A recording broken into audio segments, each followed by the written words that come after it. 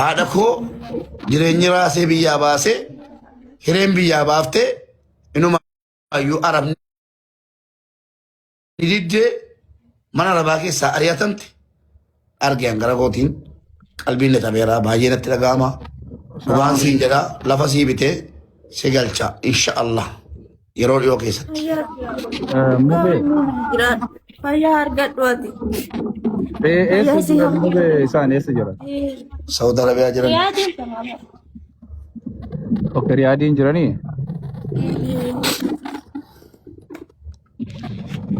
Amma isin bira jiran isin bira qimamni isin bira jiranii? Amma isaanii as jiranii namatu kararraa fuudhee fide beektaa namitti na darbitee ji'a 8 mana na taana ramni illee fudhatu diddee isaan akkuma tasaan itti dhufee jennaani. Mee Oromootti illee nama naa himuu dhabee viidiyoo tokkicha waraabee gannaa dhiise jennaan viidiyoo waraabee fi gadhiise Mubaarakiin garuu argatu hin dandeenye torbaan tokko bira ga'e garuu torbee kana guutuu isaanumaaf Mubaarakiin jala taa'ee itti barreessaa innis nan argine alhamdulillah garuu warra argadhe wallaahi anuu asitti hedduu takka rakkachaa ni jira bakka isaan hin yaadda Inumaayyuu bakki bulaa turte moo eessa bulaa turte siin? Asuma jiran asuma bulan kiraa manaati fennumaa itti dhufu Yeroo mana arabaatii ari'ataman eessa deeman? Qimamni. Wallahi tuma magaalaa keessa olii gadi badan sawwaa qammaan karaa deemu na argina fuudhe naan jedhanna. Nama akkanaatti jira nama bira si geessa. Bakkee bultaniittu? Ala bultanii guyyaa san. Bulle ala. Guyyaa masan sawwaa qan na arge jedhan guyyaa masiin na darbite karatti arge. Namni arge. Sawwaa qan huduma karaarra deemu dubaraa ta'u na arge. Hedduu takka nama gaddisa. Waan dubbadhu qabu kanas. Dubbadha. Qimamni ata dawlat biteenii? Ha? Ani har'a waliin argine ni baran viidiyoo anamma ga wal argeeni torbaan bira tarii beeyta. Viidiyoo yoo waraabee gadhiisee baran viidiyoo san garuu nama hedduun laale. An garuu gaa namni silaalus Mubaarakiin argachuu hin dandeenye. Namoota feemasaa hunda jala taa'ee itti barreessaa dhaqee mokkoraa dhaqee seenuu hin dandeenye beeyta. Okay. Alhamdulillah garuu argadhe nyaata dhugaatii dandeenye qibaatii dandeenye bakka waan hunda isaan barbaachisu dandeenye amshir jenneen yaanillee bakka hanga Mubaarakiin bira isiniin ga'utti isiniin dhiisu yaaddaina jedheen akkasitti abdii itti godhe alhamdulillah argadhe jira rabbi isa haa kabaju Mubaarakii kenna abbaa miskiinaa hedduu takka kabajame wallahi anu hedduu takka hin gammade mikinaatu isaan tuyyuu Mubaarak bira na fidinaan jedhanii waan ta'eef bakka Mubaarak mesaan bira fiduudha kaayyoon kiyyasii galee utoo inni waan jedheenis jedhee ani erguma isa biraan ga'e bakka hedduu takka galatoomi wallahi kabajame ana tolna gashuu keetiif hedduu takka naa kabajame siin jedhe wallahi. Mubee. Sahabat. Kena baay'ee wallahi takka namni kenna ani nama saba biraatiin arga malee namni kenna dhufee namni hagan umurii hagana wallahi biyya arabaatiin itti dalagata har'a argeenan. Anillee kalumatu hedduu takka arabni illee barsaniif amma ji'a 8 ufa kararraa fuudhanii ji'a 8 beeyta arabni yoo mana hojii galchan haraamaa hin ergannu jedhanii asitti deebisan guyyaa lamarra cin taa'a wallahi laziim nama guddaa akkamitti erganna jedhanii asitti deebisan jedhan ji'a 8 guutuu mana na jiran ani immoo akkuma carraa ta'ee itti dhufnaan mee yoo feemas hojii kawal beeytu taate Mubaarakitti naa himinaan jedhanii viidiyoo waraabee gadhiise garuu yeroo hunda wallahi jaluma taa'ee barreessa bakka Mubaarakiin haadha faate illee hatta doktor asliyyuu jala taa'eetti barreessaa ture hin arganne garuu si galee wallahi hedduu takka wajjin bakka anuyyuu hedduu takka wajjin cinqamee hangumas dhufe kanatti garaana nyaatan ummatiyya bakka ummamatiyya wallahi hedduu takka bakka utuun biyyatti isin gashaa jedheedha nama birri tiyyaan biyyatti isin galcha yookaan immoo ani hojjattu akka tiyyaa wajjin walii galee biyyatti isin galcha jennaan waan itti galu hin qabu naan jedhan si galee maal itti gala yoo duraatu waan keessa taa'u dhabe buddeena gurguradhee biyyaa ba'e naan jedhan wallahi dhaziim isaan tokkos naan jedhe Oromoon utuu manuma takka iyyuu bittee fi gashitee jedhee hedduu takka garuu natti dhaga'ame maraa. Bareedaadha. Galatoomii ulfaadhu atillee qimamii kenna carraa wayiitiif rabbi isaanillee hagana sibiraan eegee sibirallee fidee har'allee akkuma Mubaarak jedhu kana inni iyyuu gastii irraa bahee tasumaan akkanumaan seene jedhe. Miidhamtee gaaf tokko miidhama keessaa ba'uun hin oolu wanni hundinuu yeroo eeggatti. Sa'aatii kana keessa immoo dhugaa dubbachuudhaaf haramni illee nama hagana ga'u namni si arrabsaa yoo barbaachisidha yoo barbaade akka barbaachisi godhaa si ergata gaafa si bitatu hin bitamna malee walii galatti dalagaa miti amma Kana waan ta'eef iyyuu Mubaarak reefu waan dubbatee jira. Inni illee waan isa barbaachisu haa guuttatu guyyaa itti haa godhuu fi viidiyoo gadaa dhiisu. Guyyaa inni guyyaa itti qabeef sana ammootu nu hundinuu waan dandeenyu bira dhaabannee aga dandeenyu farkaarra. Akka jedhu waan isa barbaachisu prosesii isa barbaachisu guuttatee ayyamoo fi guuttatee gadi haa fidu guyyaa inni gaffide nu martuu bira dhaabannaan inshaallah afaan rabbiiti. Inshallah Rabbi nu haa gargaaru nuti barruu bira dhaabbannaa waan isaan barbaadanii yaani haga dandeenyuun goonee fi biyyatti hin galchina yoo Rabbi jedhee ani barka nama ne gargaaruun dhabe malee sii galee amma erga isaa argadde wallaahi hedduu takka anuyyuu hara baafadhe wallaahi dhazim yoo dhugaa siin jedhe waan isaan dubbatu danda'aniif. Ummati abshiraa isini nuti Oromoon ijoollee nuti namnummaan hin gargaarre hin jiru. Ayyaanaan argaa wallaahi.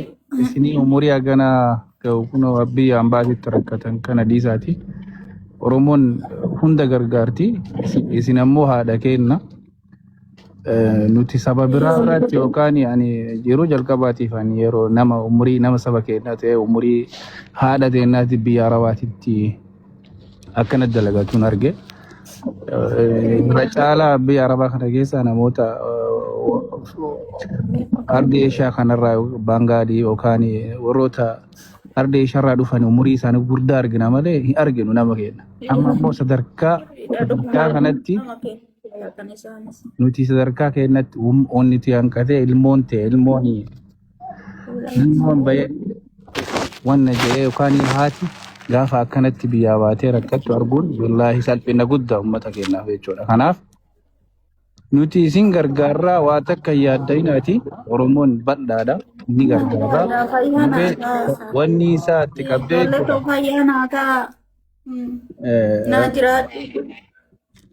inshallah ammoo yeroo isaa akkuma dura haasaa ture Mubaarak guyyaa ittiin gargaarsa ittiin godhamu haalli mijateetiin akkasitti nullee hundi keenyaatti illee isin gargaarra waan ta'eef homaa yaaddayinaa yoo biyyatti illee galtan akkuma amma Mubaarak jedhe yoo waan dandamee Oromoo walitti qabdee manallee bittu taate mannis bitamee akka bitameetti hojjetamuu godhama. Fayyaan haataa ijoollee toonaa. Jala keenya dhageessuu ilaamee ummaa. Naa. Wallaahi rabba jedhe. Waalaikum assalaam warahmatullahi wabarakatuh. Eenyuun dubbataara?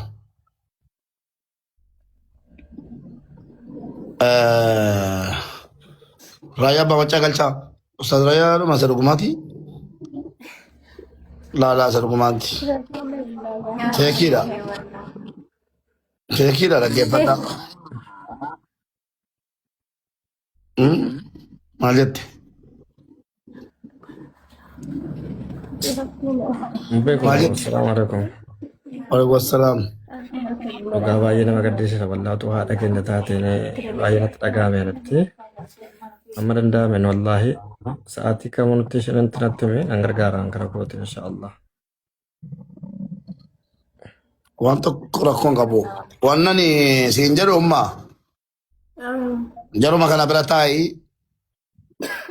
Dhageessee? Dhagaa jira. Jaruma kana bira taa'i ijoollee bira quba wal qabaannaa obboleettii koo viidiyoo xiqqoo wayii irraa waraabii keessaan lakkoofsa walii wal jijjiirree quba wal qabaannaa. Miidiyaa irraan fuutee hin deeminii viidiyoo tokko maxxansaa fi yoo rabbi jedhe anis eeyyama kiyya samoona kana nan xumuradhaa. Dhageessee? Eeyyama kiyya samoona kana nan xumuradhaa. Yoo rabbi jedhe gara gargaarsaatti dachaanaa ummaa keenya kanaaf immoo yoo waa biraa dadhabne lafa qullaallee taatu qabaachuu waan guddaadha. Bennee si galchina malee tikkeetti kunnee si galchuu qofaa miti wallaahi inshaallah. Fayyaa naa jiraadhu fayyaa si haa kennu rabbi urumii kee dhugaa dhibba si haa kennu gadaamessi kiyya si haa eebbisu rabbi si haa eebbisu jiraadhu. Ati duraanuu abbaa hiyyeessati si eebbisaa jirra meediyaa kanarratti hoggaa laalu ijoollee irratti hoggaa argu silkiillee hin qabu fayyaa naa ta'e naa jiraadhu rabbi duniyaa guddaa si haa kennu duniyaa galaana si haa kennu bal'aa si haa kennu. Ati jiraadhu maatiin kee fayyaa si haa ta'u ilmoo kee ijjiin argini ilmoon kee si haa guddatu. Ani garaan kiyya si eebbise harmi kiyya si eebbise rabbillee akkaman ani si eebbise kanatti eebba si haa kennu rabbiin kiyya. Ati abbaa hiyyeessaati walla. Boy nama mati yama rakkoon inshallah. Rabbiin kiyya maqdiste. Mubaarak himi duraa Wallaahi lafuma kanaan hamtuun Mubeen barburu abbaa miskiina. akkuma ani isa eebbise garaan harmee isaa isa haa eebbisu. Amshir Muhammad. Duniyaa kanarratti Shaan arginu ta'een isaan ta'ee wallaahi. akkuma maqaan isaa mi'aaye kanatti rabbiin kiyya aalama kanarratti inni beekame rabbi isa haa beeksisu ammallee aalama kanarratti rabbi duniyaa bal'aa isa haa kennu inni hiyyeessa alaa ol galcha bineensa jala hiyyeessa mara galcha duniyaa bal'aa isa haa kennu waan biraa homaan jedhu. Abshirummaa kiyya eessa jette naannoon keessa Arsii keessa? Naannoo Arsii Suudee gara Disiisi gadi kullaa jedhamtu takka gara Roobetti. Naannoo sana jala keenya qarshii meeqaan fa'aa lafti argama? Lafti Amma duraarra kasa. Ishee tole. Amma duraarra kasa amma gara 500,000 tana seente na fakkaate ka afuriinis argamtu sadi'iinis argamtu mee ima gaafadha ka. Kanagaa rabbii waadaadha yoon kadhachuu ta'e afadhee lafa akkan sitti bituun shakkin. Fayyaa naa ta'inaa jira. Yoo manni angara kootiin sana uummatarraa as goree achi goree kaawuntii siisu. Ati kaawuntii qabdaa? Hin qaba yaa kaawuntii nan qaba. Ookee nigdi baankii moo? Qulluma jira Oromiyaadha. Oromiyaa ayi nigdi baankii qoy rakkoon qabu.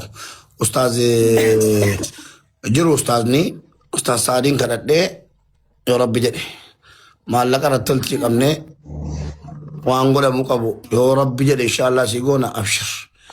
Maaliqa diyaaspooraa rabbumaa jettanii rabbii Ameerikaa isin kaa'e rabbii Kaanaadaa isin kaa'e jettanii oluma galtanii nun gammachiiftan nam tokko.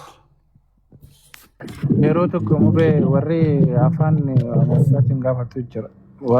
Waan yookaan gargaarsa yoo waan barbaachisu ta'e yoo yeroo tokko itti himte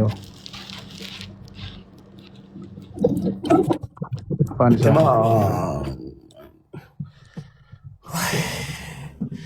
Mubee amsa tokko qofa dubbachuu barbaada dhugaa rabbii himimmaaniifuu dubbachuun natti hin tolle biyya namaa kanatti haati namaa kabajaan mana ishee keessa teessi garuu kan keenyi baay'ee ulfaataadha. Haadha tiyyaa hin boo'inaallee iji keessan sin dhukkubaa sammuun keessan hin miidhama waan ta'eef inshaallah warri fayyaa qabdan warri ijoollummaa kanaan fiigdanii mana namaa keessa hojjettan haadha keessaniif jecha yoo haadhan qabaanne obboleettii kee hangafaaf jecha waan qabnurraa kunnee jechuudha haadha kana gammachiisnee haga isaan bo'an haga isaan fuulduree namaa taa'anii himimmaan xuruurfatan kana gammachiisnee waan qabnurraa kenninee fi akka isaan bara isaanii guutuun eebbi haadhaa gaariidha jechuudha. Eebbi haadhaa balaarra nama dabarsa. Kanaaf haadhi keenya kun baay'isee natti dhaga'amee jira dhugaa rabbi waan qabnurraa maamiindaa ji'a tokko tokko hin taane waan qabnurraa gargaarree haadha keenya kana gammachiifannee biyya isaaniitti galanii buna ho'aa dhuganii jiruu isaanii akka isaan jiraatan gochuu qabna. Shamarran biyya Arabaa jiru hadaraa keessan hunda keessaniif dhaamsa isinii kennaa. Qima mi'ati immoo ulfaadhuu rabbiin umrii kee haa dheeressu har'allee haadha kana hadaraa kan kee akka haadha keetti ofitti qabiiti in gargaarraa xiiqiidha unumatu mataa ol of qaba unumatu mataa gad of qaba waan ta'eef orma meeqaafuu taaneerra nu ijoolleen biyya Arabaa jirru rabbumaaf jecha gargaarree haadha kana himimmaan irraa haxoofne eebba haadha kanaa fudhachuu qabna hadaraa keessan jechuudha. Duuriyyee mana bunaa jala taa'aa ooltuuf kennaa ooltu miti. Nama eenyummaa isheen beekneef kennaa ooltu miti. Haadhi biyya namaa kabajaa qabdi bar. Haadhi biyya Arabaa keessa jirtu bashannantee uffattee warqii uffattee sarraa tiyyaa ergatte. Imbooyin haadha tiyyaa wallaahi lapheen tiyya na dhukkubee bar. Hojii dalagaadha gadi namaa gadi jiru dilii waan akkana godhee hin beeku.